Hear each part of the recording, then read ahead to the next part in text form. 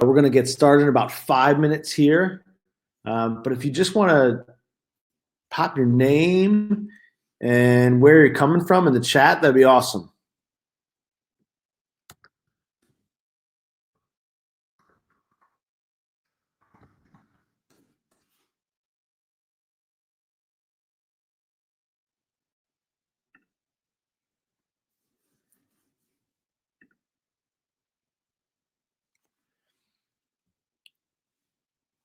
All right, starting to see some people pop in here.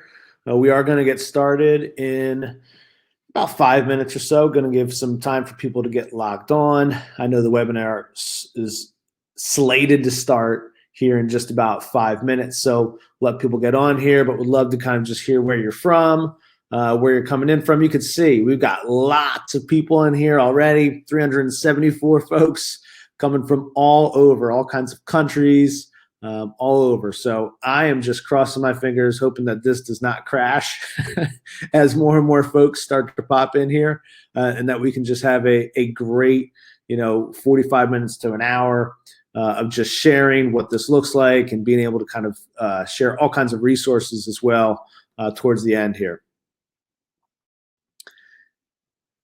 The chat is flying. All right, so we'll get a little bit more creative here. All right, so not just where you're from. Are you a teacher? You're a parent?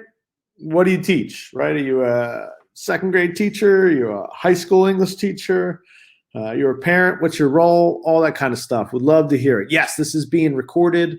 It's being recorded, so if, say, your computer has technical difficulties, or if you have to hop off and put your kids to bed, or whatever time it is, you have to go get dinner, or whatever reason, or if you want to share this with a colleague, you'll be able to do that as well. This will be recorded. You all will get an automated email about 2 hours after this is over that gives you the PD cert. It gives you the slides. It gives you the webinar recording, all those types of things. The chat is flying. Okay, you, Kansas. I saw that right here. We got lots of folks chatting here. All kinds of teachers. I saw a 5th and 6th grade teacher. I saw a principal, a 7th grade teacher, grade 2 teacher, choir teacher. I love it. Health teacher. Oh, Celtics. That is hurting. Listen, I am a huge Eagles, Sixers, Flyers, Phillies, Philadelphia sport fan here. So whenever I see those Boston teams or New York teams or Cowboys fans, like Cowboys fans might just have to kick right out here. It was great seeing everybody popping on here, especially in the midst of all the circumstances we got going on. Again, we're going to get started here. Yes, go Eagles. Who was that? Mary. Yes, Philly. Mary, what's up? I see some other folks in there. Yeah, I know. It's my wife is a field hockey and lacrosse coach, and just such a shame to see her season get postponed or canceled like this as well. Feel sorry for these kids that work so hard. Adam, the Raptors, that 4 bounces of Kawhi Leonard last year. Oh man, I just saw a Giants fan. We got all kinds of folks logging on here. I'm AJ Giuliani, and we're gonna get started here in just about 2-3 minutes. I saw Brett Refs Lacrosse. We've got 800 people so far logged on here. And so, again, just crossing my fingers that nothing crashes. We're able to get through this online workshop here. But if anything does happen, if your computer fails or something happens, just stay tuned, because you're going to get access to a recording of this. And, we're going to have lots of opportunities for you to ask questions. Obviously, if there's this many people in the room here, we are not going to be able to answer all those questions, but I'll be able to go through with the team and really look at everybody's questions, be able to kind of share answers and resources to all those things. Hey, Lynn, I just saw Lynn Cashel in there. What's up, Lynn? Seeing a number of different people in here. Hey, Barb from Hershey, how you doing? High school instructional coach. All right, I love this. Hawaii, I love it. All right. We got all kinds of folks. I hope you can see in the chat right now. We've just got people from not all over the country, not over North America. We got people from all over the world logged on here. And so just really excited to share, be able to chat. We're going to get started here in just about a minute or two. If you keep on introducing yourself in the chat, where you're from, if you're a teacher, you're a parent, if you're both, what do you teach, what's your role? And of course, what sports team would you be watching right now if we had sports back? What would that look like? By the way, for those of you football, soccer fans as well, I am a big time Chelsea fan and also a fan of anything Leo Messi. So for those folks, kind of sharing out some of that as well. Still seeing people rolling here. It's just about 8:01 Eastern Standard Time. My time here. I'm right from Philadelphia, which is why I'm such a big Philadelphia sports fan. And can everybody hear me? I'm assuming everybody can hear me here, but can everybody hear me? Just making sure. Can you hear me? If I just get a couple people saying yes in the chat right there, then I will know. Ooh, Chelsea and Ronaldo fan there. Liverpool was robbed. All right, yes, sounds like people can hear me. That is great. I will put on my webcam for a second. Hey, everybody, what's up? AJ Giuliani here. I am excited to get started here. I'm going to turn the webcam off in just a second. Looks like I'm having like a light bulb moment right above my head, though, right? A little light bulb moment. Just wanted to say hi to everybody, and thanks for popping on. Looks like we almost have 1,000 people on the webinar. So just really excited to have all these amazing educators taking time on a Sunday talking about what does it look like to do Genius Hour and project-based learning. So the real focus of this is going to be how to do Genius Hour and project-based learning virtually because of the situation that we're in, because we're moving towards virtual environments in lots of different ways, right? Virtual doesn't always mean with a ton of technology, but really talking about 5 different steps to make the most of distance learning, right? What does it actually look like? And so before we begin, just a couple big things here. You're all on mute, okay? Obviously, there's too many people on the webinar, but the chat is flying, right? The chat is great. This entire thing will be recorded, including the chat, all right?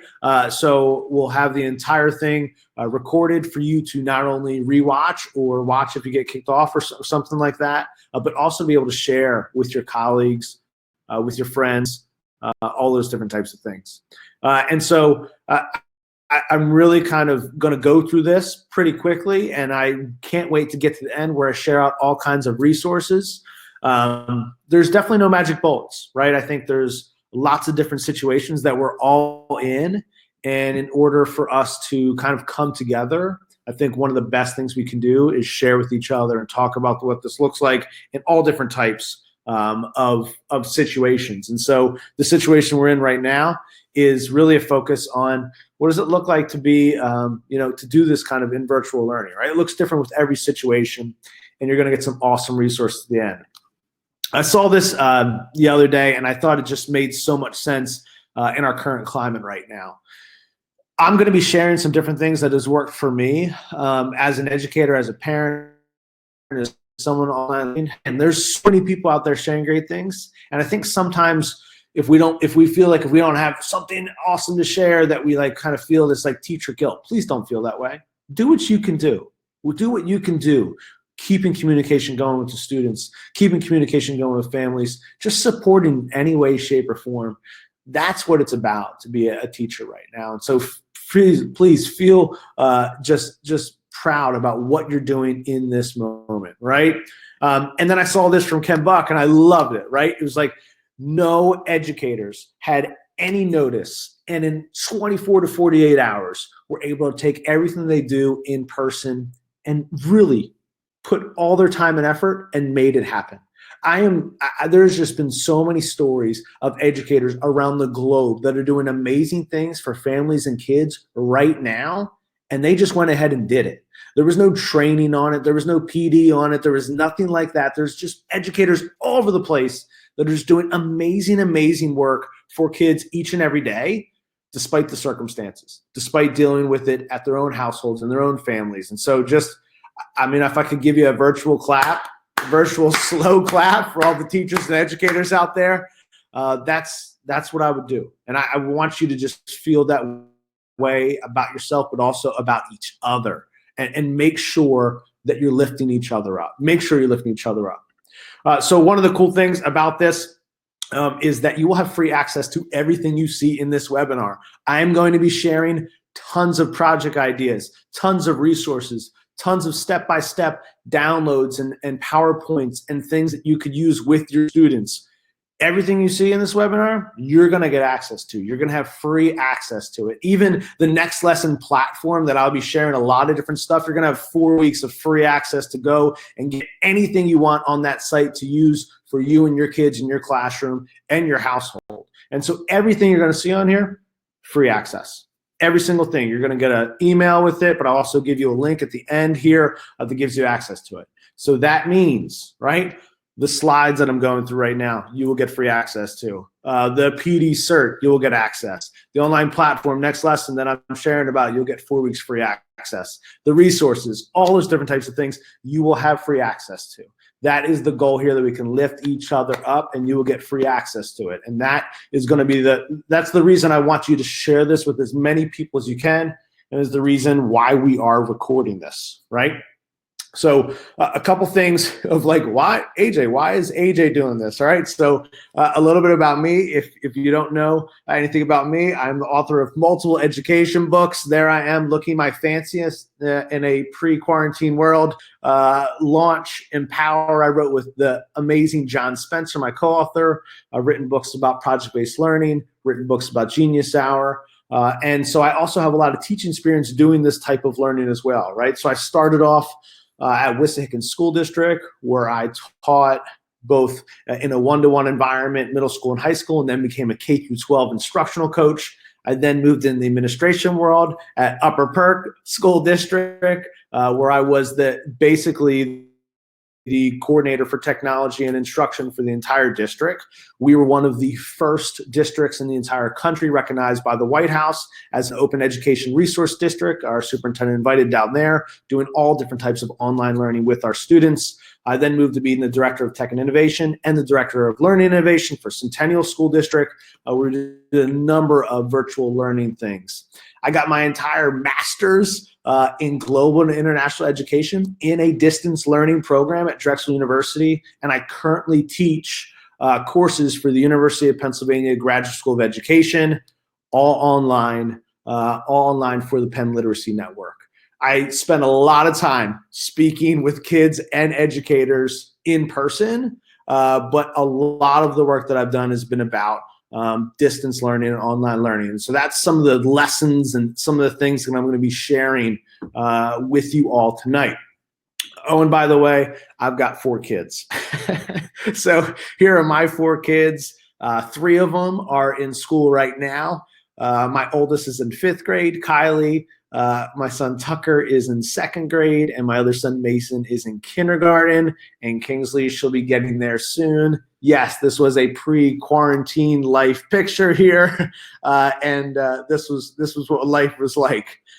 Which ones play soccer? There was 3 of them that play soccer right now, and now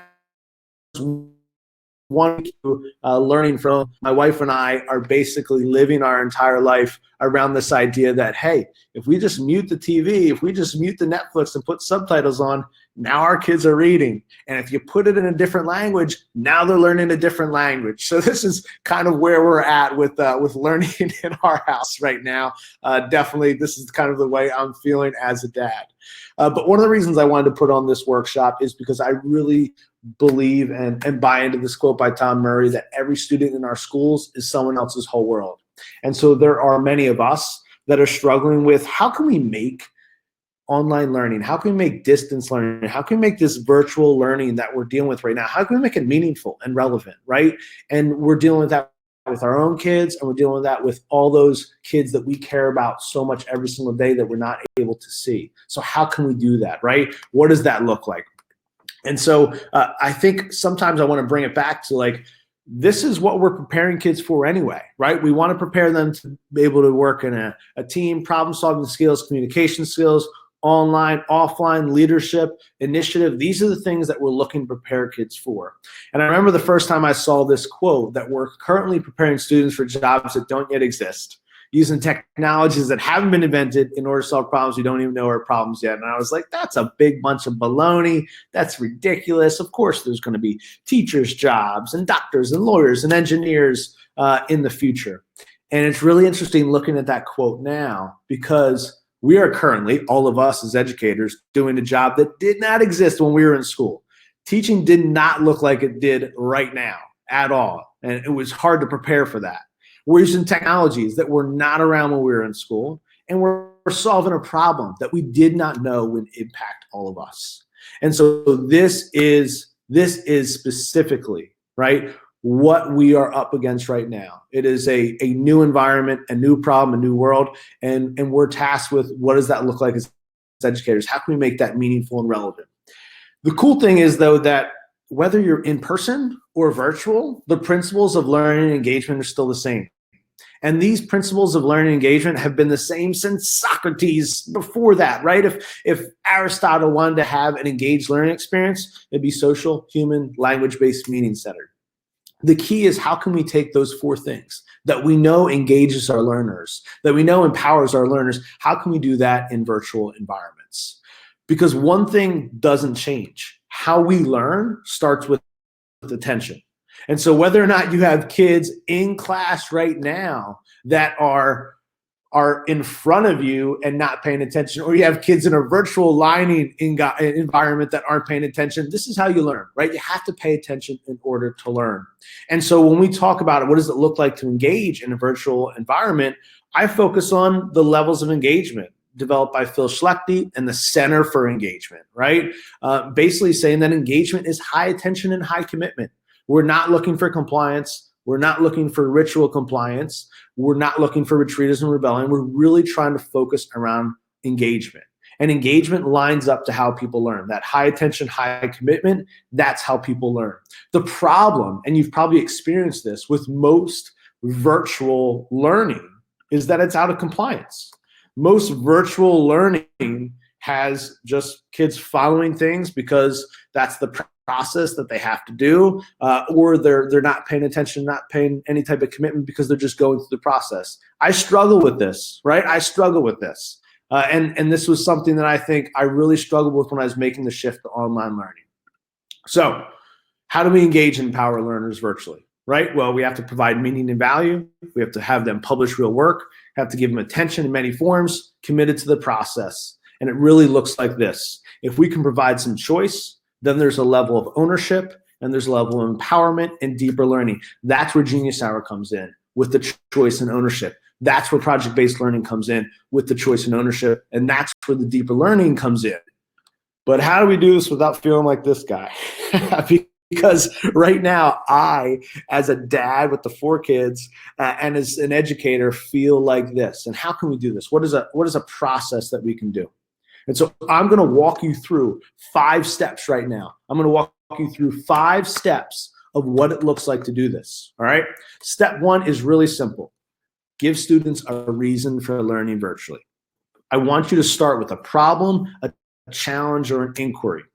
The reason, we're going to start with this, a reason, right? Something that's meaningful, something that's relevant, is because if it's not a problem, if it's not a challenge, if it's not an inquiry, then it's probably just compliance-based. And there's a time and place, obviously, for compliance. But if we want to get kids engaged, if we want to do Genius Hour, project-based learning, then we have to have the kids start with this problem, challenge, or inquiry.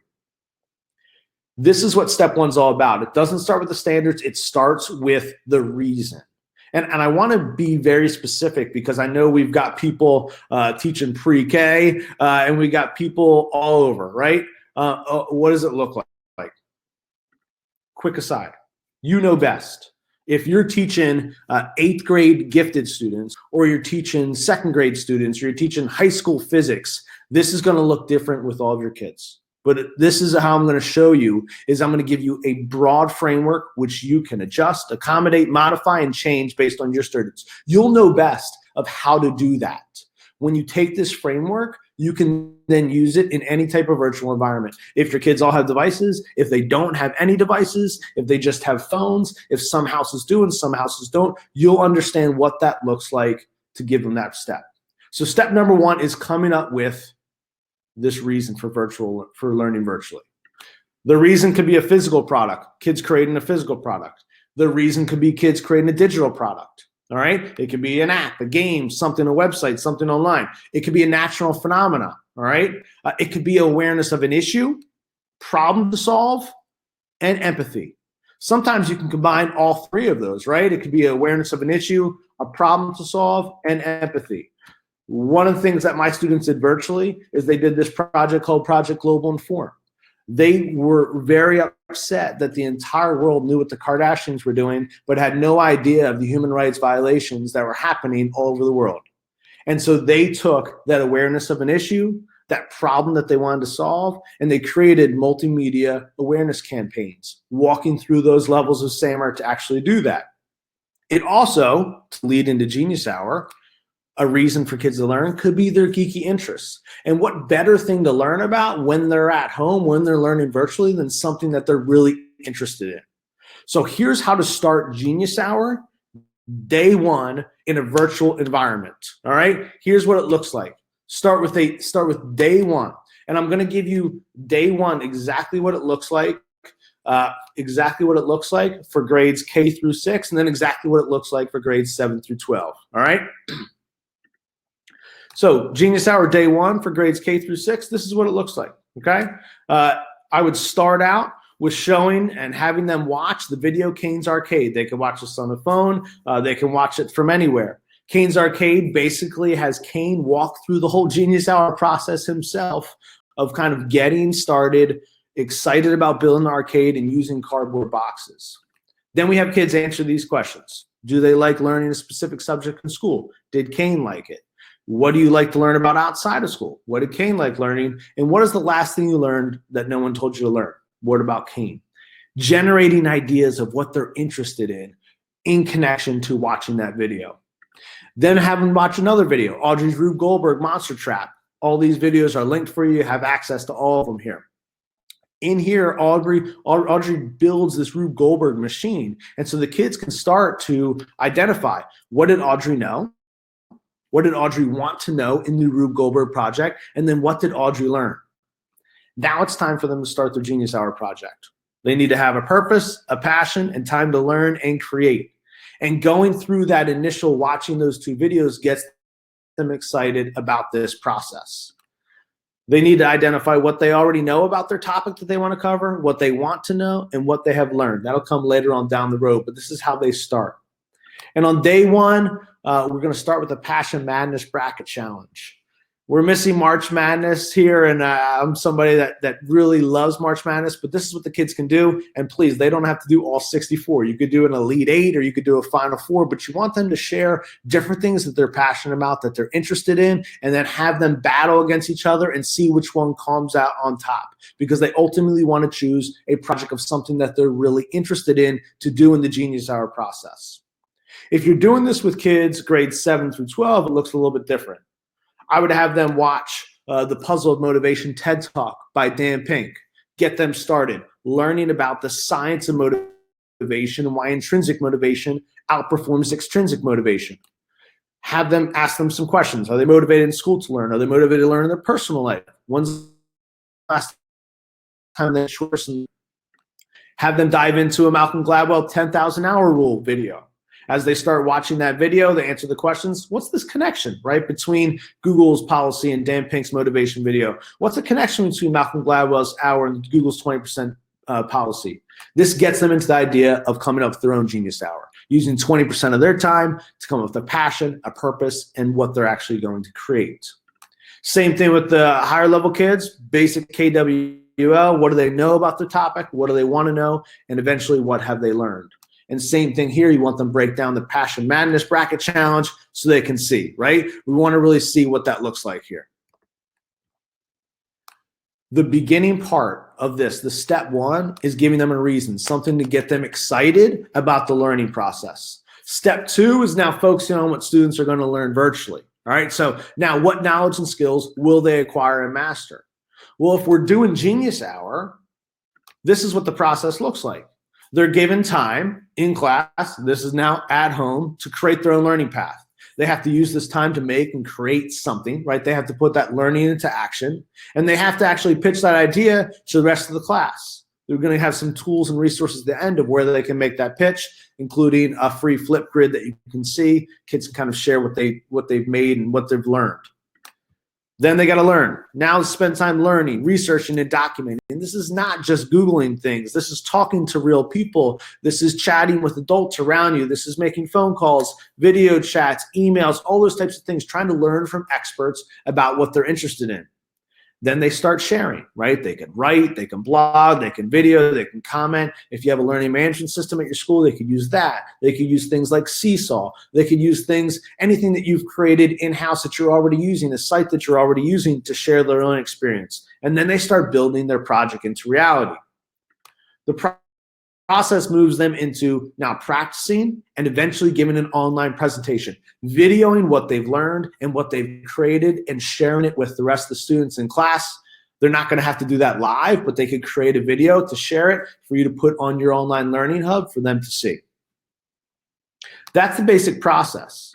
But if we're going to focus on what students are going to learn, here's what they're learning in Genius Hour, just some different things. It's connected to the standards around learning how to research. It's connected to standards of learning with inquiry and text evidence. It's connected to standards of writing, presenting, and creating. And you can look through your own standards or whatever level you're at and see specific standards that are connected to nonfiction, that are connected to writing, presenting, creating. Even some of the mathematical standards of constructing, critiquing, and modeling, you could find that in there as well. The ultimate goal here with the step 2 is that students are going to be the discoverer of the information, not just the receiver. Because they're working through that on their own, they're going to be a discoverer. You being able to kind of share what that is that they're going to focus on really helps in terms of being a teacher here. So step 3. Now, what will students make, create, and design? What does this look like in a virtual environment? And here's where we get into the nitty-gritty, okay? Here's where we get into the nitty-gritty, all right? This is something that I really want you to see here, all right? In elementary, here's some different things that kids could make. Here's some different projects they could do at home through virtual learning, all right? Learning through just intentional project design. So right here, some different ones that you're going to have access to. The Box Project, the Town Hero Project, the Better Playground Project. What would it look like? These kids can't wait to get outside and get back to their playground. If they could recreate what their playground would look like at their school, how could they make it better? You're going to hit on geometry standards. You're going to hit on persuasive writing standards, all kinds of things for them to design and create and share what their playground would look like. For just specifically looking at the Box Project here, here's what it would look like. All right, what can you create with the cardboard box, right? This is about a week long for grades K1, 2. You can go with 3rd grade, and it's an introduction into project-based learning using creativity and collaboration and connecting to that Canes Arcade. You'll have access to this project at the end when we get the link for you. What does this look like in grades 3 through 5, all right? What does this look like for grades 3 through 5? Well, it looks like all different types of things. I love number 13, the Selfie Rights Project. This is when kids talk about whether or not animals should have selfie rights when people take pictures of themselves and animals at the zoo. And they can be on either side. They should have rights or they shouldn't have rights. Look at the Dream right now in the situation that we're in. Dream vacation, right? Everybody's quarantined. What would it look like to get away and have a dream vacation? This is for grades 3 through 6, right? It's 1 week long. It's a project where they get a budget. They can do research, calculate the cost of the trip, convert currencies, learn the geography and climate. It hits all different types of areas and covers all kinds of standards that you can see right there. You'll have access to this of what that looks like to do with your students. Middle school and high school, right? Different subjects. What does this look? What can they create, make, and do? What can they do in an online learning? Well, in English language arts, they can do all kinds of stuff, right? The Genius Hour projects that we've already talked about. They can do choice blogs, online magazines, reading an independent novel and pitching their movie office of what it looks like to convert the book into a movie, that those movie producers being you, the teacher here. But here's some just different ones, right? The creating a press release project, all right? How can writing a press release increase your understanding of literature? This is for kids a little bit older, middle school and high school, and there's all different types, not just The Secret Life of Bees by Sue Monk Kidd, but there's all kinds of books, and you can take this and modify it for any book that kids are reading. What does it look like? Like, why do videos go viral? They're watching a lot of videos on YouTube right now, right? Why do certain videos go viral and other videos don't? This is a performance task that takes about 2 to 5 days, and they kind of look at their favorite music artists here and look at the actual reason that this went viral and do an argumentative reading and writing for it. What does this look like in social studies? So there's all kinds of different ways you can do it in social studies with distance learning. They could do historical documentary projects where they pull clips together to share a documentary of a specific time, history-themed blogs, whiteboard videos. Here's some of the ones that we have that you're going to have access to. All different types of projects that are really focused on the standards and curriculum that you're using right there. But what about math? All right, how can we do distance learning with math? Creating their own board game at their house, creating an eco-friendly home design, scratch game, tutorial videos where they demonstrate mastery.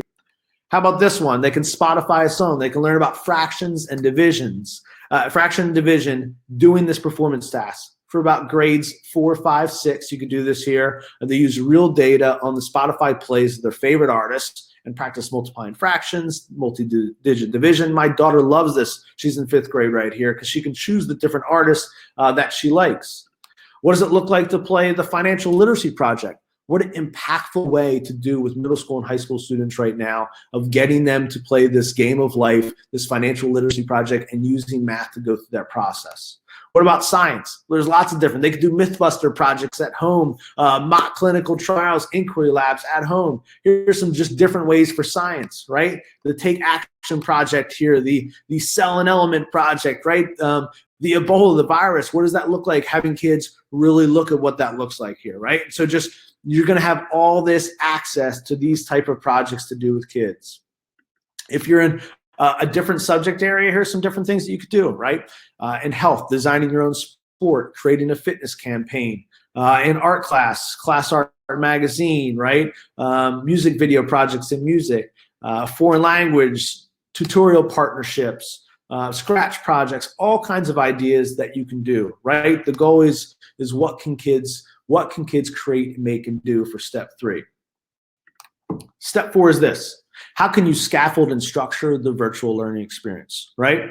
So one of the things that's really hard about virtual learning is that it's a whole new routine. We don't know how long it's going to last. We don't know what it's going to look like. We're not sure what each kind of home situation is like. And so how can we scaffold this for our kids and structure the virtual learning experience, right? We're going to be this guide on the side and really be on the side here as a virtual kind of guide. And I want you to think about the 2 main things that we're going to do as a guide is this, all right? We're going to give kids a plan and call them to action. And continually over and over again, give them a plan, call them to action. Give them a plan, call them to action. They're not always going to have success with the actions that they take, but our job is to kind of keep on helping them get back up and call them to action again. So when you look at Genius Hour, right? When you look at being this guide and scaffolding, here's what it looks like. When we're doing Genius Hour and you start and they've all, okay, now they've picked their topic, they're going to do Genius Hour. And they've done their KWL, KWF, whatever process that you want to have them do there. Now they're going to share with their class. What are they learning? What are they making? Why are they learning it? Why are they going to do it and look like to them?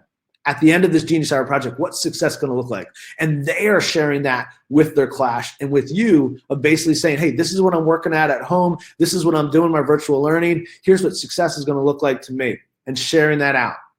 And then they develop action steps, right? Then they develop a timeline of what they're going to do, and backwards kind of design. Like step 6 is they want to have their scratch video game finished. Well, backwards design, what does step 5 look like? Step 4, and so on and so forth. Every time they do the Genius Hour project, You want to have them scaffold in kind of a Genius Hour double entry journal. They could do this in paper. They could do this in video format, and blog format, all kinds of different audio format. But they want to be answering these questions. What did they learn? What did they make or create? What were the epic failures that they had trying to do this? What's their goal for next time? And did they accomplish last week's goal? Why or why not? And just basically going through that process here, right? Going through that process of what this looks like. And yes, Virginia, you will get this PowerPoint template. You're going to get everything here. And it's going to be not a PDF. It's going to be a PowerPoint that you could literally download and use. All right, that's the goal here. You want to have kids kind of share where their progress is and eventually walk them through how to give a presentation, right? Because they're going to be given an online presentation, an online talk, walk them through that process. At the end, you want them to talk about what they struggle with, what they learned from, what was the most exciting part, and what do they want to do next. But we can scaffold student ownership, right? This looks different for every kid. If you're going to have a live chat with your students, maybe you're using Zoom or Google Hangout or Skype, one of the best ways to do a discussion and actually have the discussion flow is the live discussion game. Here, kids have cards, colored cards that they print out, and they hold up the card on the screen, and the teacher calls that card, that person, and they can share their card, right? They can share their comment here. The blue and yellow cards or the I know cards, they're 4 points because they got to back that up by reference, and they got to back that up by evidence. Just a really good way to get discussion flowing in an online format. It's great when you see a big virtual, conversation going on with multiple kids, and they've all got these cards, and they're asking questions, and you're kind of just guiding that process of what that looks like. All right. You can also move from that live discussion game and scaffold by doing the virtual fishbowl. So now you've got 20 kids, 25, 30 kids online, see how many can actually do it. And you have just 4 kids talk. And while they're talking, the other kids are taking notes, or sometimes you can even have other kids be coaches for those kids that are talking virtually in their fishbowl. One of the main things you want to do when you scaffold and structure this is choose one specific structure and stick with it. I'm not going to tell you which structure to choose because chances are you as a teacher or you as a school or department or grade level team, maybe you've already chosen a structure. My point is you want to have that continuity with kids to having a structure, right? Whether it's a design process here by IDEO, the design thinking framework by Stanford D School of them going through this learning. It could be the inquiry process, the inquiry cycle.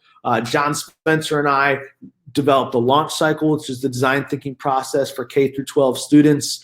Any one of these processes, it's a structure really helping kids kind of go through what that learning looks like. You want to plan check-ins and benchmarks, all right? And then you want a conference. And the conferences do not have to be live. They don't have to be live chats. A conference could be emails back and forth with your kids, right? In whatever kind of way you're already doing and communicating, a conference can happen that way. When you have kids in their PBL, when their project or in their Genius Hour project, when they have this timeline of what they're doing and when they're going to be doing it, as a teacher now you can say, hey, John, I know you're supposed to be on step 3 by Thursday. I want to have a conversation about what that looks like. Are you there? Are you behind schedule? Are you ahead of schedule? What does that look like? And there's 3 different types of student conferences that John Spencer always brings up that I like. The first type of student conference is the feedback conference. This happens very early on, especially in virtual learning, which is the teacher's role is to answer questions and the kids ask questions. All right, so at the beginning of a project, they're asking tons of questions and you're answering questions and it's going back and forth like that. As the kids get working and start learning and developing and making their own things in the project, now it looks a little bit different. Now the teacher's asking questions, much like we would in, say, about what they're working. Eventually, after doing this for a long time, you start to get to these mastery conferences, which where teachers can ask and answer and students can ask and answer. And we have a back and forth conversation in the conference. Again, it can be synchronous or asynchronous depending on the timing and structure that you have. Step 5, final step here, folks, final step. How will students reflect and be assessed? Well, we really want to assess the learning and the process, not just the final product, especially in virtual learning. All right. Especially in virtual learning, we want you to really look and assess the learning and the process, not just the final product. One of the best ways you could do this that John Spencer has put together is this peer feedback. This is fantastic for virtual learning because kids can do this with anybody in their household, or they can do this online. It's very structured. It's 10 minutes. It has partner A and partner B, so it's just two people.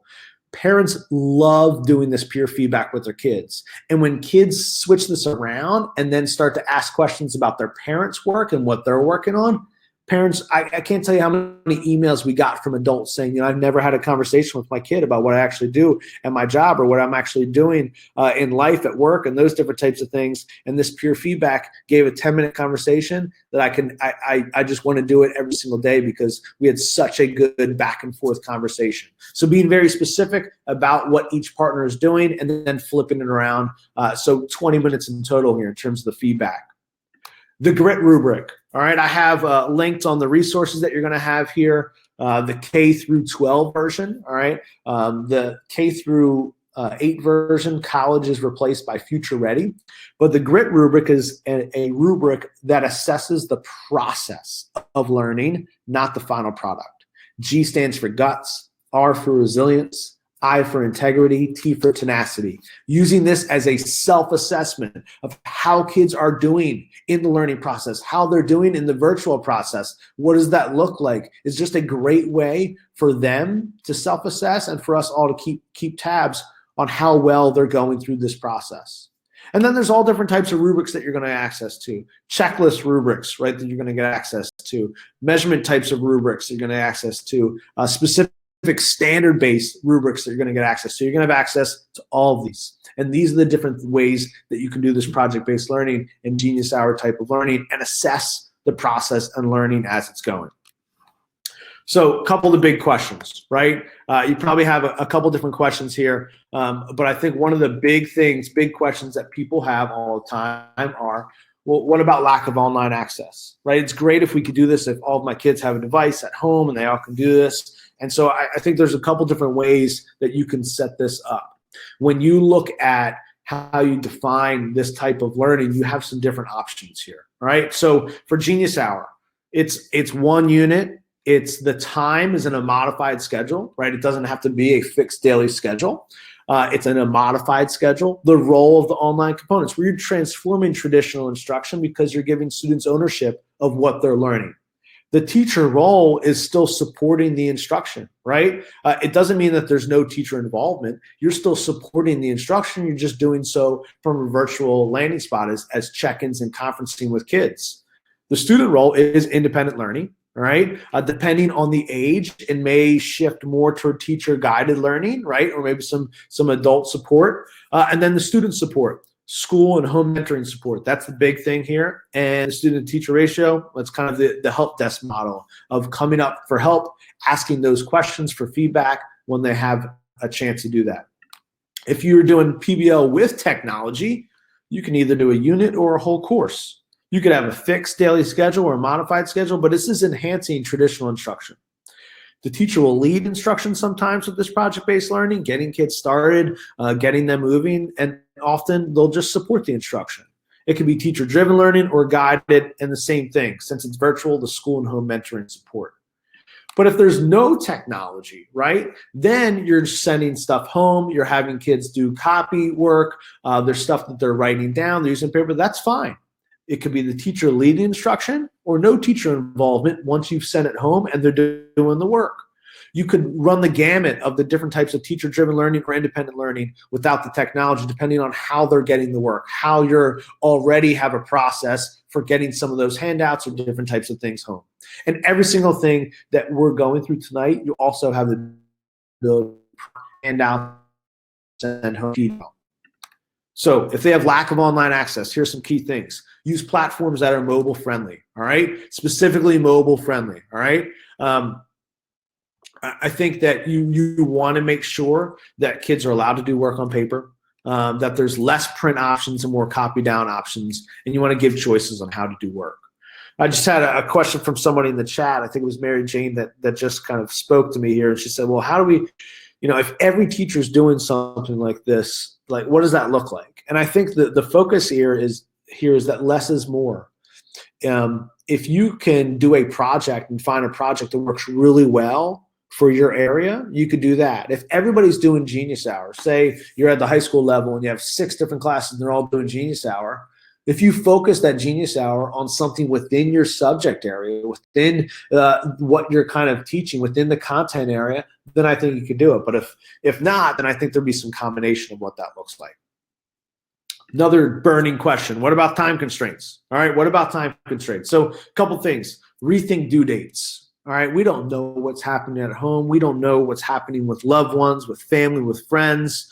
And so we have to really rethink due dates. We want to do more of check-ins, virtual or email with kids and see how they're doing and really think about the learning process rather than all getting something turned in on time. It's more about, are they going through the learning process? What does that environment look like at home? How can I check in with them and support them?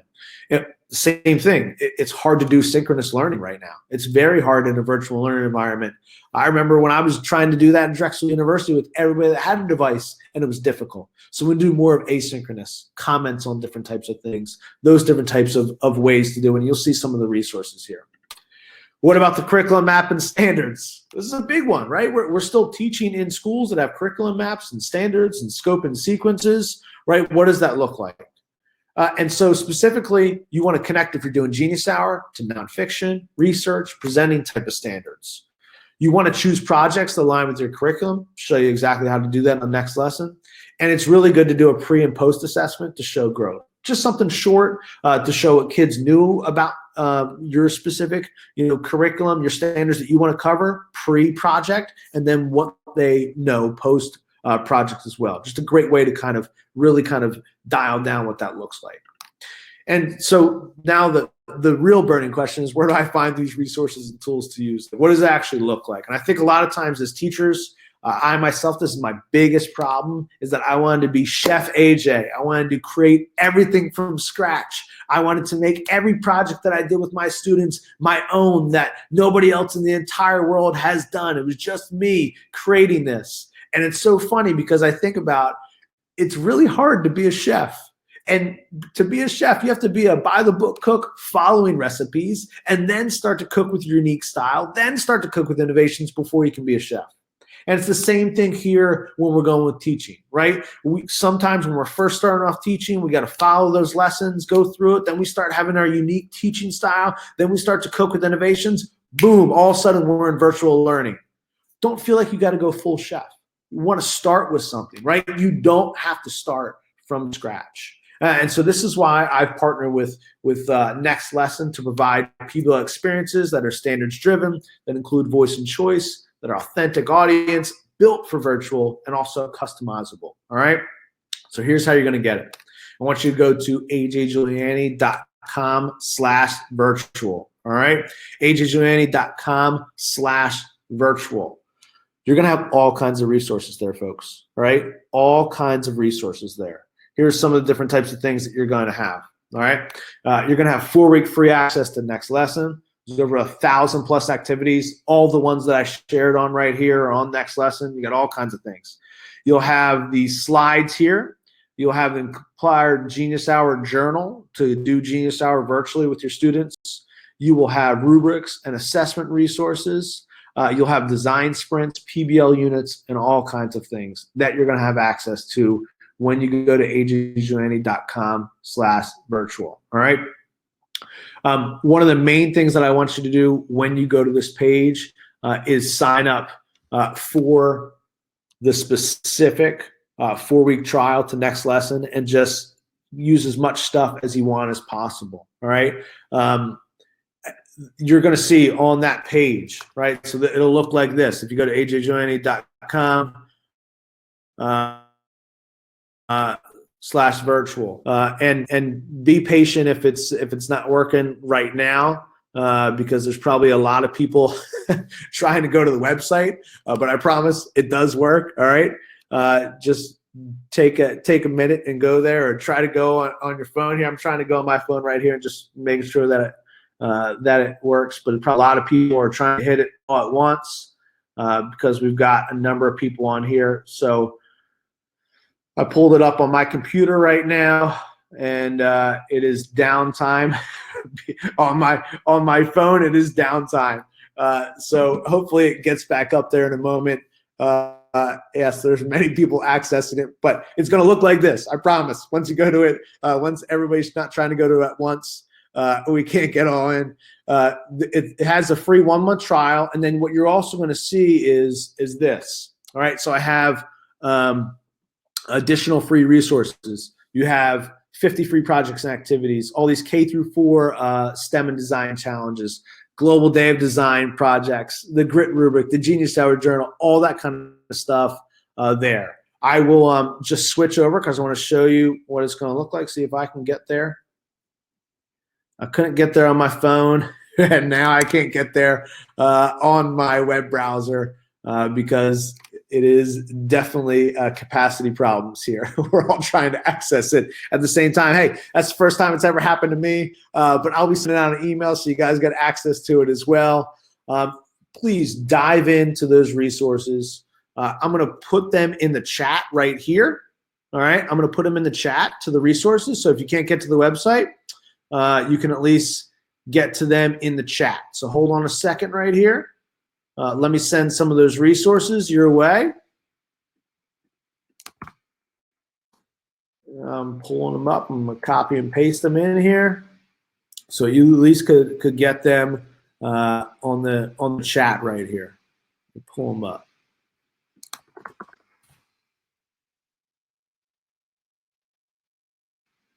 All right. Pulling them up here. It's taking a second. All right, I just sent them, and I am going to see if I can mark it as sticky or broadcast it to the room. I just sent it right there.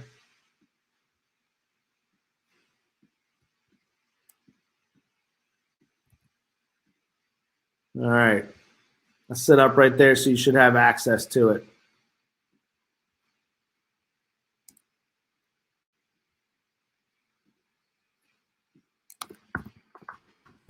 .com/virtual. Got all kinds of those accesses right there. And you'll also get an email from me with the replay of this for you to share out with folks. You're going to get access to all the resources. You're going to get a PD certificate and the slides. I don't think I missed anything else there, but you'll get an email in about 1 to 2 hours that'll automatically come to anybody that signed up for it. That'll get access to it as well. Sorry that the website crashed, but if that's the worst thing that happened here tonight, then that is something that's definitely fixable, because as soon as everybody stops trying to get there, it will work. All right, I'm trying it again on my end, but it's still. Oh! It just loaded. It just loaded on my end. hjlaney.com/virtual. I'm going to try and show you exactly what that looks like here. All right, you can see this is what it looks like here. hjlaney.com/virtual. So it has a little header right there, and then right here, free 1-month trial of Next Lesson. All right, you can click here, and you'll jump into the trial form. All right. Right there, start a trial, give you a 4-week trial if you want that. You'll get an access email within 24 hours. I'm telling you, you can pull up so much cool stuff here. Then you'll have all the additional free resources right here. Scroll them down as well. All kinds of things, including your Genius Hour projects with the world. If you want to share out the virtual training we just did with other folks, it's right here. There's one that I have for school leaders coming up this week, right here as well. So the web page is actually working for me. It was pretty cool that it was actually working. All right. Let's see if I can. Thank you so much, guys. Thank you so much for joining here. Put the screen share back on here. Just 1 second. Make sure you pop over there. You get access to all those different types of things. And keep sharing the good. Keep sharing the good that everybody's doing in education with our kids, what's working, what's not. Put it out there. Appreciate everything that everybody's doing right now, and can't wait for you to jump into some of those resources there. It's really, really nice stuff. Really nice stuff there. Thanks so much, guys. You'll be getting, as soon as I end this, I'm going to press the end button soon right here. You'll be getting access to all these things. We kept it under an hour. And just again, thank you so much. Sorry that the website crashed. It did just load for me right now, and you should be good to go. Thanks, everybody. Have a great night. Stay safe, stay healthy, stay home, and keep doing the good work. Appreciate it more than you know.